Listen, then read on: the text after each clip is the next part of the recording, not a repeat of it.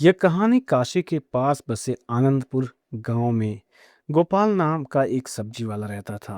वो मेहनती था लेकिन जल्दी अमीर बनने की चाह में बेईमानी करने लगा। तराजू में छुपा हुआ लोहे का टुकड़ा रखता, खराब सब्जियां नीचे और ताजी ऊपर रखता।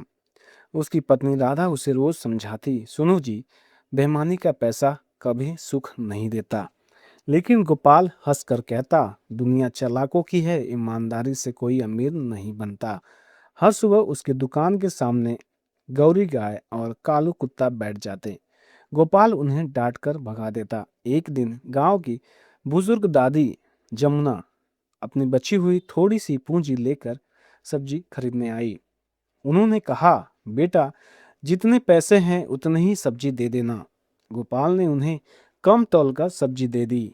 यह सब दूर खड़े मेहमान देख रहे थे, लेकिन कुछ नहीं बोले। उसी दिन संत रविदास जी बाजार पहुंचे। उन्होंने देखा कि गोपाल गरीबों के साथ अन्याय कर रहा है। वे शांत स्वर में बोले, बेटा, व्यापार लाभ से चलता है लेकिन सम्मान सत्य से मिलता है। गोपाल बोला, बाबा, आजकल ईमानदारी से दुकान नहीं चलती। संत रविदास जी मुस्कुराए और कहा, और जमीन पर कुछ दाने उठाकर गौरी गाय के सामने डाल दिए। गौरी ने केवल उतना ही खाया जितनी उसे जरूरत थी। फिर उन्होंने कालू कुत्ते को रोटी दे दी। उसने एक रोटी खाई और दूसरी रोटी अपने छोटे पिल्ले के पास ले गया। संत रविदास जी बोले, देखो गोपाल, ये मुख्य प्राणी भी जरूरत से ज्यादा नहीं लेते, फिर तुम मनुष्य होकर दूसरों का हक क्यों छीनते हो। यह सुनकर बाजार में सन्नाटा सा गया, लेकिन गोपाल का अहंकार अभी भी बाकी था। अगले दिन तेज बारिश हुई। उसकी दुकान की आधी सब्जियां खराब हो गई। जिन ग्राहकों को उसने धोखा दिया था वे अब दूसरी दुकानों से खरीदने लगे। गोपाल परेशान होकर पहुंचा और राधा बोली, मैंने पहले ही कहा था, विश्वास टूट जाए तो व्यापार भी टूट जाता है। उसी रात गोपाल को अपनी गलती का एहसास हुआ। सुबह वह संत रविदास जी के पास पहुंचा। आंखों में आंसू थे, रो रहा था। गुरुदेव, मुझे क्षमा कर दीजिए, मैं बदलना चाहता हूँ, लोगों की सेवा करना चाहता हूँ। संत रविदास जी बोले, गलती करना पाप नहीं, गलती स्वीकार न करना सबसे बड़ी भूल है। उस दिन से गोपाल ने नया तराजू खरीदा।